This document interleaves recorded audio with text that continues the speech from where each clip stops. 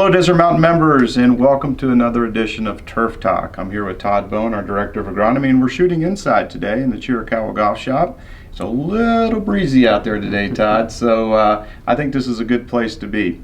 Chiricahua opens on Monday, and we thank the members. We stayed closed an extra week, and what progress have you seen during that extra closure? Yeah, so thank you again, members, for your patience this week as we continue to work on getting the golf course in as good a shape as we can here going in before we open.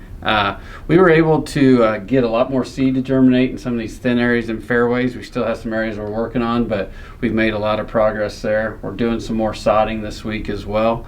We got some thin areas on some tee boxes too that we're working on that we're going to continue to keep seeding and keep adding to, and it'll be a work in progress.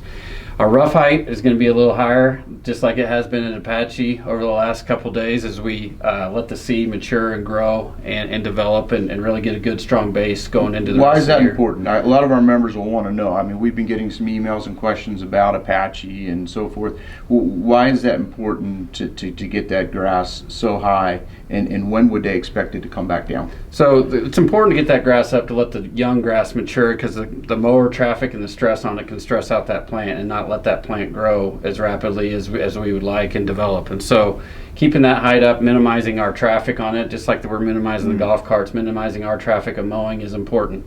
And then you can start to expect us to start lowering that. Like at Apache, we're going to start lowering that over the next week or so here. We feel like we're getting some good growth there. And then here at Chiricahua, we'll just be kind of a wait and see kind of how we see things going. But by November 1st, we should have our heights down to where we would like them to be. Oh, that's terrific. I know our members will appreciate that, and I would expect it when the mowing heights come down, that's when we start to move and navigate some of our carts around the golf course off the path. Yes, sir. Perfect.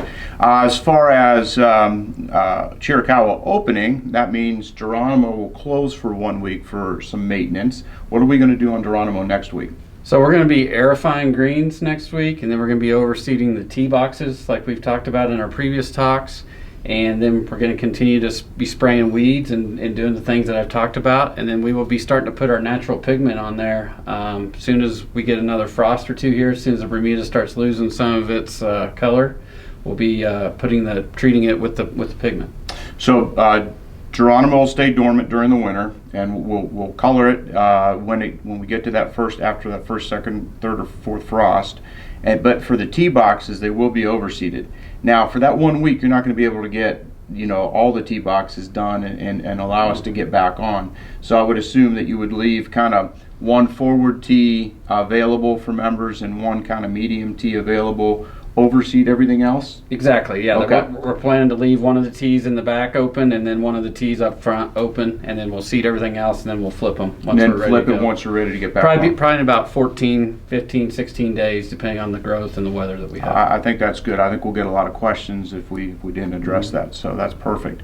As far as Renegade, I'm getting a lot of questions about Renegade. Yes. Fairways are wet, roughs are high. What's happening down there?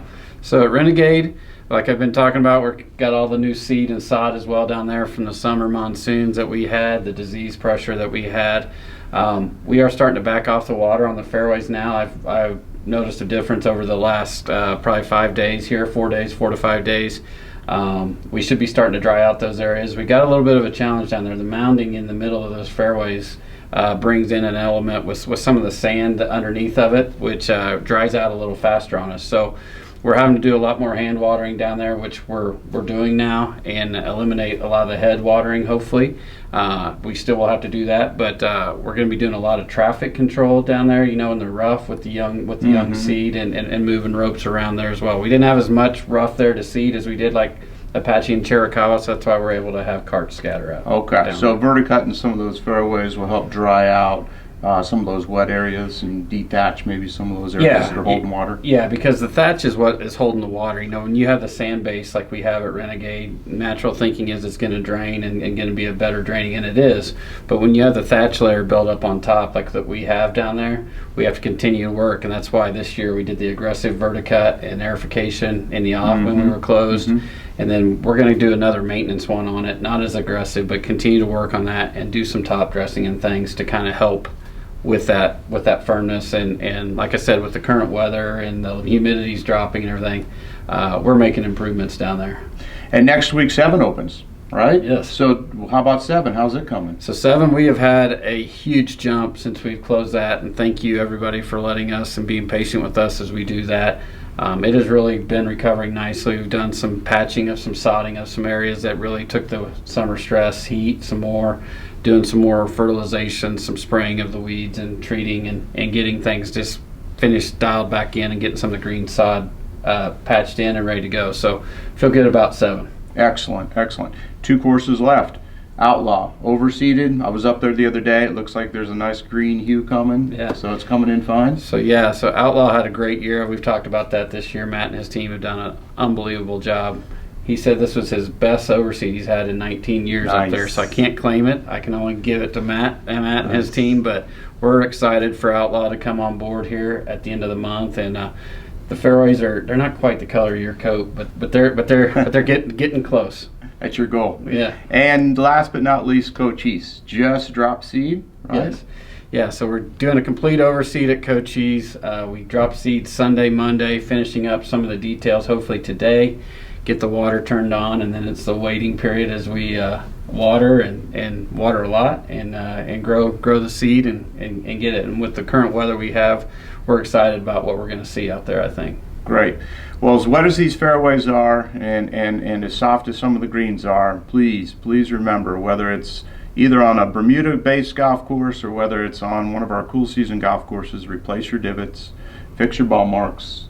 Let's leave the course better than you found it. And Todd and his team will take care of the rest. So, buddy, thanks. Appreciate it.